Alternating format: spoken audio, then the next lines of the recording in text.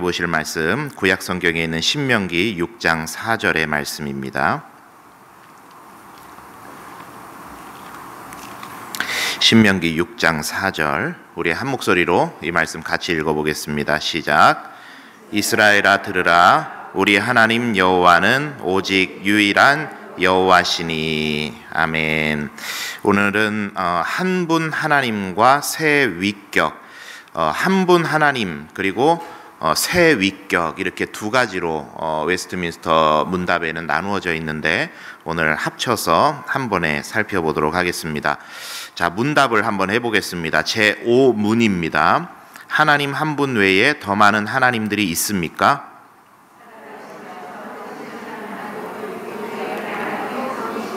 예, 하나님의 신격에는 몇 위가 계십니까?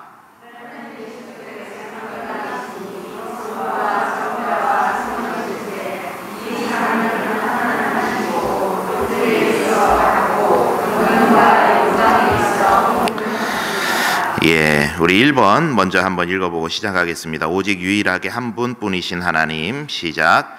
지난주에 살펴본 것과 같이 무한하고 영원하고 불변하신 영이신 하나님은 더 이상 있을 수 없다.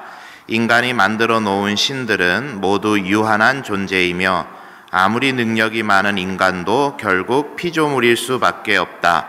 하나님에 대해서는 더 이상 설명이 필요 없다. 하나님에 대해서는 더 이상 설명이 필요 없다. 이 말은 설명하기 귀찮다 그런 말이 아니라 더 이상의 설명이 필요 없는 존재가 하나님이다라는 이야기죠. 오늘 본문이 되는 신명기 6장 4절은 이렇게 말하죠. 이스라엘아 들으라, 우리 하나님 여호와는 오직 유일한 여호와시다. 왜 하나님께서 모세를 통해서 당신 자신을 표현하실 때 유일하다라고 이야기를 하셨을까? 당시의 시대적 배경 때문에 그렇습니다. 비교해서 시대적 배경이, 당시는 이제 다신론, 범신론, 자연주의 종교가 주를 이루던 그런 시대였죠. 출애굽하기 전에 이집트만 하더라도요, 신 이름을 제가 한번 읊어드릴게요. 라, 오시리스, 이시스, 호루스, 아누비스, 하토르, 세트, 토트, 이게 이집트에 있는 굵직굵직한 신들입니다. 가나안 땅은 바알, 아세라, 아스타르테, 아낫, 이것도 굵직굵직한 신들이에요. 여기서 신들끼리 결혼을 해서 70명의 신을 또 낳기도 하고 하여간에 어마어마한 수의 신이 있어요. 그런데 재미있는 사실은 하나는 뭐냐면, 이 신들을 벽화에 그린다거나 형상화해 놓은 이미지들을 우리가 보게 되면은요, 이 신들의 모습이 어떻냐면 인간의 몸에 뱀의 머리라든지 인간의 몸에 늑대의 얼굴이라든지 이런 모습들이에요. 기괴한 모습들이죠. 너무 기괴한 모습이니까 우리가 살면서 그런 존재를 볼 일은 없어요. 그렇다고 그게 아주 스스로가 존재하는 존재냐, 그런 게 아니라 인간이 알고 있는 피조물들을 짬뽕시켜서 만들어 놓은 신들의 모습인 거죠. 그러니까 이건 무슨 말이냐면은, 이 신들은 전부 다 누가 만들었다? 사람이 만들었다. 사람이 창조해 놓은 것이다. 창작물이라는 거죠. 자, 그런데 희한한 인간의 본성이 있어요. 타락한 본성이죠. 이 인간의 타락한 본성, 희한한 본성이 뭐냐면, 인간은 눈에 보이는 걸 굉장히 좋아하고 신뢰한다는데 그런 이제 죄성이 있습니다. 가나안에 들어가서 이스라엘 백성이 우상 숭배에 빠져들게 되는데 이유가 있죠. 지금까지는 우리는 보이지 않는 하나님을 섬깁니다. 그런데 가나안에 들어가고 보니까 오만때만 신들이 다 있는데 눈에도 보이고 아주 특화된 신들이 많아요. 농사면 농사, 비면 비, 출산이면 출산, 전쟁이면 전쟁, 거기에 해당되는 신들이 아주 다 특화되어서 세분화되어 있습니다. 그러니까 눈에 보기에도 딱 눈에 뭔가가 보이고, 그리고 뭔가 나에게 확실한 뭔가를 줄 것 같은 특화되어 있는 신들이 있다 보니까 그게 이 백성들의 눈에 확 들어오게 된 거죠. 눈에 보이지 않는 하나님보다는 내 눈앞에 뭔가 나타나고 있는 신이 낫다 그랬던 거죠. 그래서 그런 배경에서 하나님께서 모세를 통해서 당신을 말씀하실 때 당신 자신을 이렇게 표현을 하신 겁니다. 나는 오직 유일한 하나님이다. 상황마다 때마다 경우마다 계속 달라지는 신이 아니라 너희가 삶의 기준으로 삼고 안전하게 기댈 수 있는 오직 기준이 되는 신이다. 유일한 신이다 라고 선언을 하셨던 겁니다. 우리가 섬기는 하나님이 그런 하나님이세요. 오직 유일하신 하나님. 자, 그런데 이제 전에도 말씀드렸지만 포스트모더니즘 시대의 사람들은 이 유일하다라는 걸 굉장히 싫어합니다. 거부감을 가져요. 물론 그럴 수 있겠다 싶습니다. 예를 들어서 여기에 30분 정도 되는 분들이 앉아 계시는데 제가 여러분께 그러는 거예요. 제가 이 중에서 보니까 제일 지혜롭고 제가 그나마 경험도 좀 많은 것 같고 제일 하는 생각도 좀 여러분들보다는 제가 좀 바르고 제가 또 인격도 아주 괜찮잖아요. 그러니까 제가 리더를 하겠습니다. 저를 다 따라오십시오. 이렇게 말하면 지금 여러분의 표정이 다 말해주고 계시네요. 저게 뭔 소린가? 콧방귀 끼실 거예요 아마. 그죠? 우리가 각자의 분야에 탁월한 부분들이 있기는 있습니다만은, 그렇죠? 누구 하나가 으뜸이다, 나만 따라라 이렇게 하면 사람들이 굉장히 싫어해요. 왜냐하면 비슷하거든요. 다 거기서 거기 아닙니까? 그죠? 그래서 내가 특출나다, 나를 따라라 그러면 참 마음에 별로 안 와닿죠. 자, 그런데 여러분 한번 생각해 보시죠. 한 30명 되는 7살짜리 꼬맹이들이 30명 되는 7살짜리 꼬맹이들이 가다가 길을 잃었어요. 길을 잃었는데 독도법이라 그러죠. 이 지도를 이렇게 잘 해석하고 판독할 줄 아는 그런 이제 그건데, 독도법을 아주 유능하게 할 줄 아는 특수부대 출신의 아저씨가 이 아이들 앞에 왔다. 그래서 이 아저씨가 말하는 거죠. 나는 독도법의 지도를 보고 길 찾는 데는 아주 능숙하다. 나를 따르라 하면은 여러분 기분 나쁠 이유 있겠어요? 왜 안 기분 나빠요?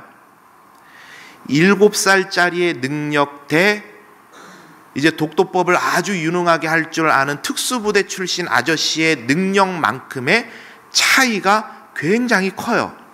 그러니까 굳이 기분 나쁠 이유 없어요. 이 특수부대 출신 아저씨를 잘 따라가면 길을 찾을 수 있어요. 따라가면 되죠. 여러분, 제가 하나님과 우리 인간의 차이에 대해서 우리가 이해할 수 있을 정도로 설명하는 게 고작 요 정도입니다. 요 정도밖에는 표현을 못해요. 하나님이라는 분은 어떤 분이냐? 우리 생명을 지으셨고 이 땅에 존재하지 않는 스스로 있는 생명이시고 저와 여러분의 인생을 주관하시는 분이고 온 세상, 온 우주를 다스리는 분이 하나님이세요. 그 하나님께서 피조물인 우리들에게 하시는 말씀이 뭐냐면, 나는 유일한 하나님이다. 나를 따라라. 나를 따르면 너희들의 인생이 가장 복될 것이고 가장 안전할 것이다. 이렇게 지금 말씀을 하시는 거예요. 그렇다고 한다면 여러분, 거기에 대해서 크게 기분 나쁠 이유가 있겠습니까? 우리에게 참 큰 은혜를 하나님 주시는 거예요. 우리 사랑하는 성도님들 바라는 것은 그 하나님을 오직 유일하시고 참되신 그 하나님을 열심을 다해서 믿고 따라가시는 여러분 되시기를 바랍니다. 그분께 의지하고 그분을 따라가면 거기에로부터 말미암는 은혜가 우리의 삶을 찬란하게 빛낼 수 있다라는 겁니다. 유일하신 하나님이세요. 그분이. 자, 이제 유일하신 하나님 다음으로 그 하나님이 몇 분이시라고요? 한 분이신데 몇 개의 위격을 가지신다고요? 3개의 위격을 가지신다. 자, 그 내용을 한번 이제 살펴볼 텐데, 제목이 참 희한하죠. 2번에 보시면 삼위일체 뭐라고요? 절대 이해하지 못한다. 우리 한번 내용 읽어볼게요. 시작. 삼위일체는 인간의 머리로는 다 이해하지 못하는 신비에 속한다. 교회는 삼위일체를 사람의 이해를 초월하는 신비로 고백해왔다. 삼위일체는 설명하면 할수록 더 난해해진다. 그렇다면 덮어놓고 믿어야 할까? 그렇지 않다. 삼위일체는 신앙의 대상이 아니다. 우리 신앙의 대상은 한 본질 안에 세 위격으로 존재하시는 성부, 성자, 성령 하나님이시다.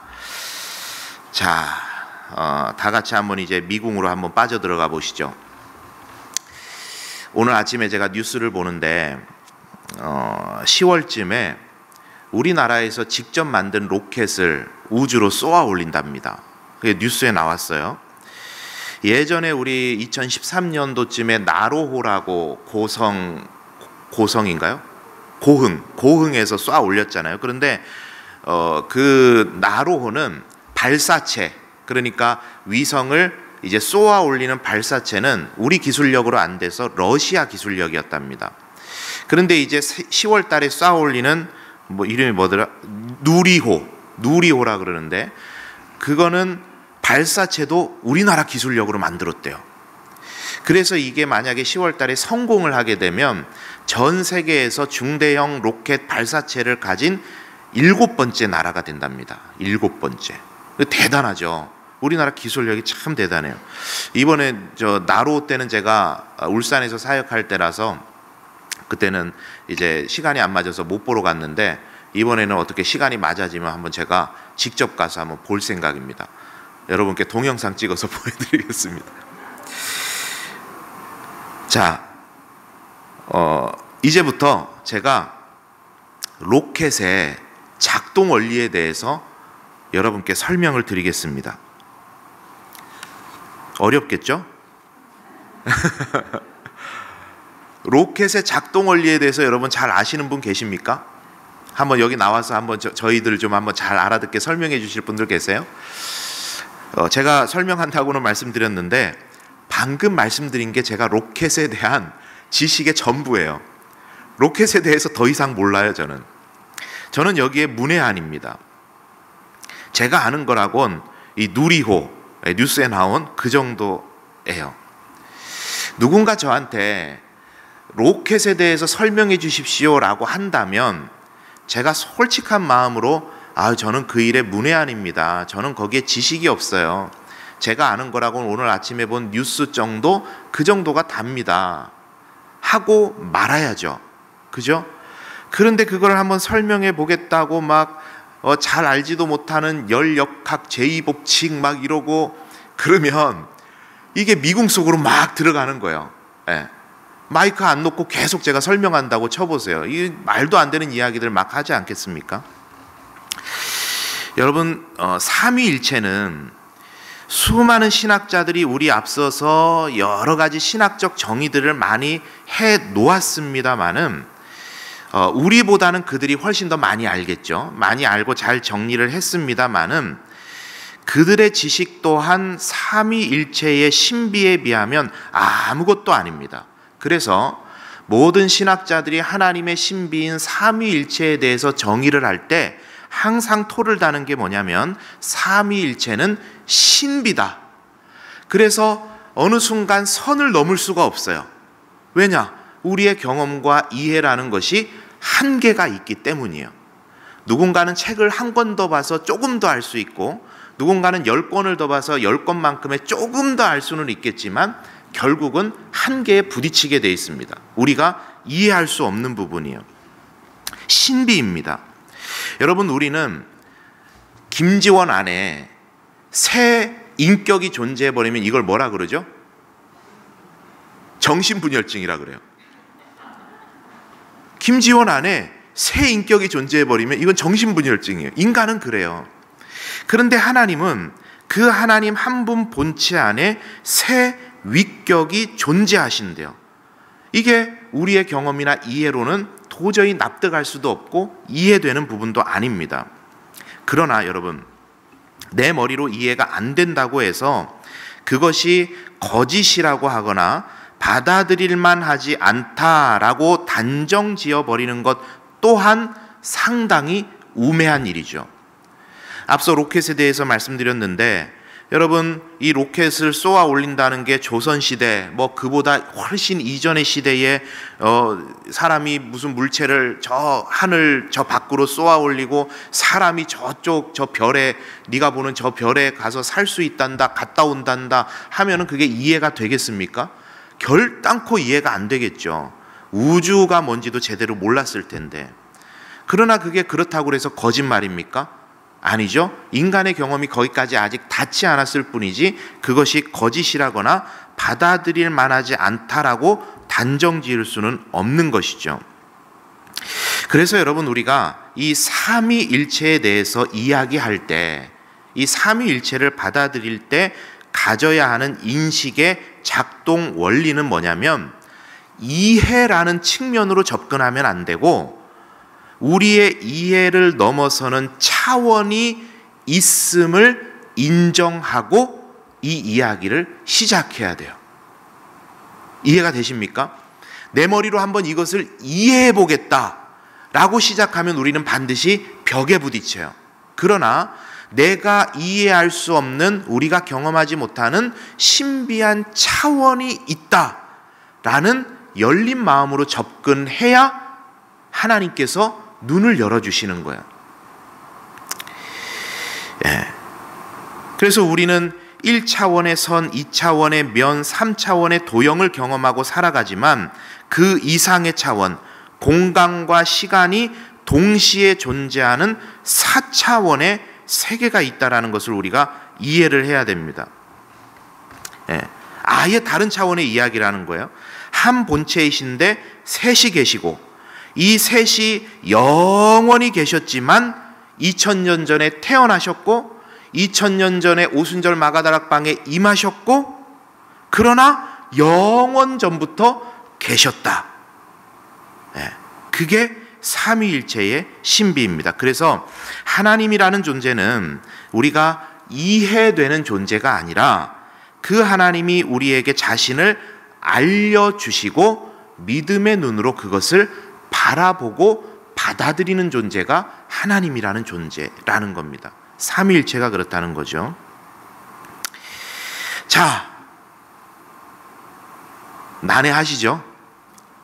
그렇다고 우리가 이제 덮어놓을 수는 없겠고, 우리 신앙 고백의 아주 중요한 부분을 차지하는 교리이니까 우리가 이해할 정도로 한번 교리를 살펴보도록 하겠습니다.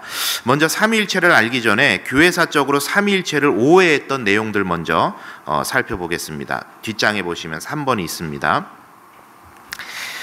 글의 내용부터 많아가지고 질리네요, 그죠? 그래도 천천히 한번 따라가 보겠습니다. 삼위일체의 잘못된 이해 그랬는데 1번 성자 종속설이라고 있습니다. 한번 읽어볼게요. 시작. 뛰어나기는 하지만 하나님은 아니며 존재하기 시작한 때가 있었다는 주장. 두 번째는 양태론입니다. 시작. 어떤 사람이 다양한 신분을 갖고 다양한 역할을 하듯이 하나님도 시대에 따라 다양한 역할을 하신다고 보는 관점. 삼신론. 시작. 무한하고 영원하고 불변하신 하나님이 세 분이라고 보는 관점. 자, 이렇게 지금까지 교회사 속에서 삼위일체에 대해서 오해했던 게 크게 세 가지 주장이 있습니다. 사도 요한이 죽은 이후로 밀라노 칙령이라는 교회사 속에 있었던 그 사건이 있을 때까지, 기독교가 공인되기 전까지 그 시기를 보통 속사도 시대 이렇게 이름을 붙여서 부릅니다. 그 기간 동안에도 그리스도께서 완전한 신성을 가지신 하나님으로 고백되어 왔고, 또 성부, 성자, 성령을 하나님으로 고백하는 분명한 신앙 고백들이 교회사에 있어 왔어요. 그러니까 다른 말로 하면 삼위일체에 대해서 신앙을 고백을 했습니다. 그런데 그때까지는 이것이 명문화되어서 삼위일체라는 단어를 쓰는 것이 아니라 성경에 나오니까 그렇지, 하나님은 한 분이신데 세 위격을 가지고 계시지라는 이해가 신앙 고백으로 되어져 왔다라는 거예요. 그런데 그게 이제 그것이 바로 삼위일체다라고 교리로 확정된 것이 AD 325년에 있었던 니케아 공의회에서 이 삼위일체 교리가 확립이 되게 됩니다. 근데 또 이제 뭐 간단한 건 아니에요. 이 삼위일체를 이해하기 위해서 어마어마한 복잡한 논의들이 있어 왔는데, 그 중에서 교회사 안에 있었던 삼위일체에 대한 대표적 오해가 세 가지인데, 첫 번째가 성자 종속설이라 그럽니다. 아까 방금 니케아 공의회에 대해서 제가 말씀을 드렸는데, 이 니케아 공의회에서 논쟁이 된 두 가지 내용이 있었어요. 그게 뭐냐면 위에 3번에 보시면 표에 제가 적어놨는데, 아리우스파와 아타나시우스파라는 두 파가 있었는데, 이 아리우스파는 하나님과 예수 그리스도는 유사 본질이다. 그러니까 이게 어려운 말인데, 그러니까 비슷한 존재인데 같지는 않다, 그런 이야기예요. 그래서 예수 그리스도를 무로부터 창조된 피조물이다. 그러니까 예수 그리스도는 하나님이 창조하신 피조물이다. 즉 이건 무슨 말이죠? 2000년 전에 마리아를 통해서 그때 예수님은 존재하기를 시작했다라고 하는 신성을 부정하는 입장이었어요. 그리고 거기에 대립해서 아타나시우스파라고 있었는데, 이 파는 하나님과 예수 그리스도는 동일 본질이다. 그래서 예수 그리스도는 완전한 하나님이시고 완전한 사람이시다, 이렇게 주장을 했습니다. 그때 이 니케아 공의회에서 아리우스파는 정죄가 되고 아타나시우스파의 입장이 확립이 되면서 니케아 공의회에서 삼위일체 교리를 확립을 하게 되는데, 이렇게 선포하게 됩니다. 예수님은 피조되지 않았고, 그러니까 피조물이 아니라는 거예요. 원래 계셨고 출생되었고. 그러니까 피조되지 않았다는 말은 무슨 말이죠? 신성. 출생되었고, 이 말은 무슨 말이죠? 인성. 그리고 성부와 동등하다, 하나님과 동일한 본질이시다. 이것을 니케아 공의회에서 선언을 하게 됩니다. 자, 그런데 이제 그때까지 있었던 하나의 잘못된 견해가 뭐냐면, 이 성자 종속설, 아리우스파에서 주장했던 그리스도가 뛰어난 존재이긴 하지만 하나님은 아니다, 그렇게 봤던 하나의 설이 있었습니다. 이건 이제 버려진 거죠. 두 번째는 양태론이라고 있는데, 이 양태론이 우리가 삼위일체 교리를 이해할 때 자주 범하게 되는 오류가 이 안에 있어요. 거기 내용에 보시면 여러분 딱 드는 생각이 아마 있으실 것 같아요. 우리가 삼위일체를 이야기할 때 쉽게 설명을 하느라 이런 설명을 자주 합니다. 저는 김지원이에요. 지금은 제가 뭐죠? 직책이? 네, 목사예요. 집에 가면 뭐예요? 아내 옆에 있을 땐 뭐예요? 남편이에요. 애들 앞에 있을 땐 뭐예요? 아빠예요. 저희 부모님 앞에 가 있으면 뭐예요? 아들이에요. 그래서 성삼위 하나님 삼위일체에 대해서 설명을 할 때 마치 내가 김지원이라는 존재가 여기에 가면 이 역할이고 저기에 가면 저 역할인 것과 마찬가지로 삼위일체 하나님이 그런 의미이다라고 설명을 많이 해드렸습니다. 물론 표현적으로는 우리가 크게 이질감은 없을 수는 있겠습니다만은 이러한 표현이 참 심각한 하나의 오류를 가져올 수가 있어요. 그게 뭐냐? 다시 한번 말씀을 드리면, 제가 지금 말씀을 선포하고 목사로서 이 자리에 있는데, 동시에 제가 지금 공부하고 있는 아들에게 가서 아빠 노릇을 할 수 있습니까? 제가 저희 집에 오늘 이제 설교를 마치고 집에 가서 아내와 아이들과 한 가장으로서 그 집에 있을 때, 저기 전주에 계시는 부모님께 가서 아들로서의 역할을 할 수 있습니까? 있어요? 없어요. 그죠? 인간은 하나이기 때문에 그걸 못해요. 그런데 하나님에 대해서 우리가 이 양태론을 이야기할 때, 하나님이 구약에서는 성부 하나님, 신약에서는 성자 하나님 예수 그리스도, 그리고 나중에 이제 예수님께서 승천하신 이후에는 누구죠? 성령 하나님, 이렇게 각기의 모습으로 나타나셨다. 이렇게 말하면 선뜻 이해할 법한데, 거기에는 하나의 오류가 있는 것이 뭐냐면, 이 하나님의 모습이 구약에서는 하나님으로, 신약에서는 예수님으로, 그리고 신약 이후에는 성령님으로만 나타난다는 오해를 줄 수가 있어요.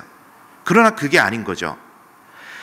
구약의 성부 하나님이 계시는 동안에도 성자, 성령 하나님은 동일하게 그 자리에 계셨고, 성자 예수님께서 이 땅에서 사역을 하시는 동안에도 성부 하나님과 성령 하나님은 동일하게 그 자리에 계셨고, 지금 성부 하나님과 성자 예수 그리스도께서 우리 곁에 계시지 않고 성령 하나님이 우리 가운데 내주하시지만, 하나님과 예수님은 딴 데 가 계시는 것이 아니라 그분들도 동일하게 지금 이 자리에 와 계시는 겁니다. 이게 올바로 된 성삼위 하나님에 대한 이해예요. 그런데 양태론으로 가게 되면 각각의 시대와 공간에 따라 특정한 하나님이 따로 계신다라고 이해될 수 있다라는 거죠. 양태론이 그렇습니다. 세 번째 삼신론이 있는데, 이거는 뭐 이해하기 쉬우시죠? 영원하고 불변하신 하나님이 세 분이 계신다. 각각 따로따로 세 분의 하나님이 계신다. 그런 의미로 이제 이야기를 하는 건데, 이것 또한 성경적으로 지지되지 않는 그런 이야기죠. 이 세 가지가 대표적인 이 성삼위 하나님, 삼위일체에 대해서 오해해왔던 잘못된 이해입니다. 자, 그러면 이제 4번으로 넘어가겠습니다. 그렇다면 삼위일체에 대해서 우리가 어떻게 한번 제대로 이해를 해볼 것인가? 무한하고 한번 읽어볼게요. 시작. 무한하고 영원하고 불변하신 하나님은 한 하나님은 성부 하나님과 성령 하나님의 세 위격으로 계신다. 성부와 성자와 성령은 모두 하나님이심으로 스스로 계신다. 그런데 세 위격 간의 관계를 통해 살펴보면 성부는 다른 위격들에 의해 존재하시는 것이 아니라 기원 없이 존재하시고, 성자는 성부가 영원히 낳으심으로 존재하시며, 성령은 성부와 성자로부터 영원히 나옴으로써 존재하신다. 자, 질문을 한번 드려볼게요, 여러분. 예수님은 언제 태어나셨습니까? 뭐 연도는 정확히 모르겠으면 몇 년 전에 태어나셨습니까? 2000년 전에, 2021년 전에, 그죠? 대략 2000년 전에 태어나셨다. 마리아를 통해서 태어나셨다. 이것이 우리가 일반적으로 시간이라는 것 위에서 예수님을 생각할 때 범하게 되는 오류예요. 예수님을 우리는 표현할 때 하나님의 독생자, 하나님의 외아들 이렇게 표현하다 보니까, 독생자, 외아들이라는 표현은 보통은 뭐가 근거가 되죠? 어머니가 계실 때 아들이라는 개념이 등장을 하잖아요. 그래서 우리는 이 독생자 예수 그리스도, 하나님의 외아들 예수 그리스도를 이야기할 때, 그래서 자꾸 2000년 전에 마리아를 통해 태어나신 그 예수님을 떠올리게 됩니다. 그게 잘못된 건 아니에요. 그러나 예수님은 2021년 전에 마리아에게서 태어나신 분이 아니세요. 이것을 신학적으로 이렇게 언급을 하는데, 하나님께서는 예수님을 특정한 시간에 낳으신 것이 아니라 영원히 낳으셨다, 이렇게 표현을 해요. 근데 이것도 우리가 참 이해하기는 어려운 문구입니다만은, 이렇게 우리의 이해 속에서 최대한 그것을 설명할 때 이렇게 표현합니다. 영원히 낳으셨다. 예수님은 마리아 때부터 존재하신 것이 아니라 존재하지 않으셨을 때가 없었고 계시지 않은 곳이 없으셨어요. 예수님의 성육신이라는 하나의 이벤트가, 사건이 있었던 때가 2021년 전인 것이지, 예수님이 그때 태어나신 것은 아니에요. 예수님은 이미 영원 전부터 계셨던 분입니다. 그래서 그것을 영원히 낳으셨다, 이렇게 표현을 해요. 그래서 요한복음 1장 1절에 중요한 말씀이 있죠. 태초에 말씀이 계시니라. 이 말씀이 하나님과 함께 계셨으니 이 말씀은 곧 하나님이시니라. 이 말씀이 이후에 이제 말씀의 진행 과정 속에서 뭐라 그러죠? 예수 그리스도 로고스라고 성경은 이야기를 하는 겁니다. 우리 주님이 태초부터 계셨어요. 성령님은 어떨까요? 성령님은 언제부터 계셨습니까? 성경에는 성령님은 성부와 성자로부터 나오신다라고 표현하는 구절들이 굉장히 많이 있어요. 나온다, 성부와 성자로부터 나온다. 이것도 우리가 쉽게 이해할 수 있는 표현은 아닙니다만은 이 또한 이렇게 표현을 합니다. 영원히 나오신다. 영원히 나오신다. 즉 성령께서 오순절 마가 다락방에 충만히 임재하시면서 그때 존재하시게 된 게 아니라 예수님께서 그러셨잖아요. 보혜사 성령님을 너희에게 보내겠다. 그래서 예수님께서 보내시니까 그때 오순절 마가다락방에서부터 성령님께서 계시게 된 것이 아니라 영원부터 영원까지 동일하게 계시는 분이 성령님이시다. 이것이 성령님에 대한 바른 인식입니다. 즉 삼위일체는 세 분 하나님이, 그 결론 내용을 한번 보시면서 제가 말씀드리는 내용을 같이 따라오시면 좋을 것 같아요.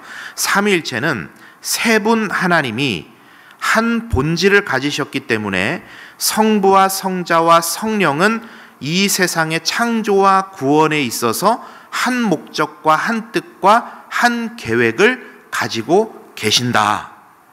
성부와 성자와 성령은 한 본질이시라 나누어지지 않고 구약과 신약에 있어서 하시는 모든 일에 같이 참여하고 계신다. 성부나 성자나 성령의 한 위격만 성경에 언급된다고 해서 다른 두 위격이 배제되지 않는다. 어떤 사건에 한 위격이 참여하신다면 기본적으로 삼위일체심으로 다른 두 위격도 참여하신다. 이해가 되십니까? 그러니까 쉽게 말해서 오순절 마가다락방에 성령께서 임하실 때 그 성령이라는 위격만 성경이 언급하지만 누가 또 계셨어요? 하나님과 예수님도 그 자리에 함께 참여하셨다. 자, 반면에 같은 일에 세 위격이 모두 참여하신다고 하여 한 위격에게 그 일이 특별히 돌려지지 않는 것은 아니다. 이게 무슨 말이냐? 성경의 가르침에 따라 작정과 창조와 섭리는 성부께, 사람이 되시어 구원을 획득하시는 일은 성자께, 획득된 구원을 신자들에게 적용하시는 일은 성령께 돌린다. 그분들께서 하시는 일이다. 자, 그럼에도 불구하고 다 같이 참여하고 계신다. 이것이 삼위일체의 신비입니다. 어디 저세상 갔다 온 것 같으시죠 지금 기분이? 뭔가 들어왔던 거는 맞는데 뭔가 헷갈리고. 여기까지입니다. 마무리하겠습니다. 저는 개인적으로 생각할 때 성삼위 하나님, 삼위일체의 하나님은 우리들에게 풍성한 은혜를 공급하시는 하나님의 사랑이다 싶습니다.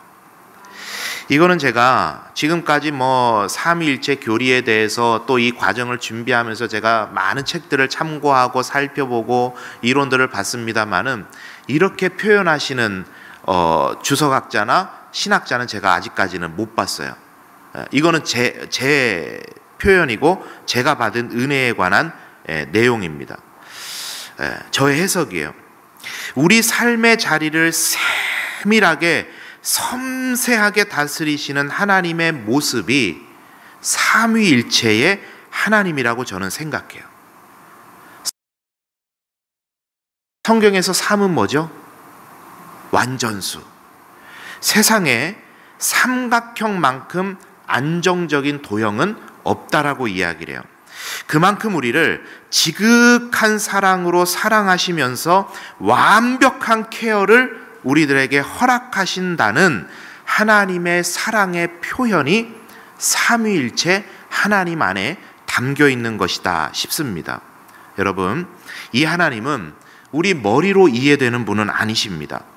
우리 삶에 그분께서 자신을 일러주시고 알려주시고 나타내주시고 경험하게 해주실 때 우리는 하나님을 조금 더 깊이 알 수 있게 될 것이고 그 하나님으로부터 말미암는 은혜를 조금 더 체험하게 될 것입니다. 여러분, 그 하나님을 더욱더 깊이 체험하기 위해서 애쓰시는 여러분들 되시기를 바라고, 우리의 머리로 조그만한 뇌로 다 이해되지 않지만 우리를 그렇게 지극히 완벽하게 사랑하시는 그 하나님의 사랑이 우리에게 지금도 미치고 있다. 그것을 여러분 기억하시면서 성삼위 하나님과 이 한 주간도 동행하시면서 승리하시면서 살아가시는 우리 성도님들 다 되시기를 바랍니다.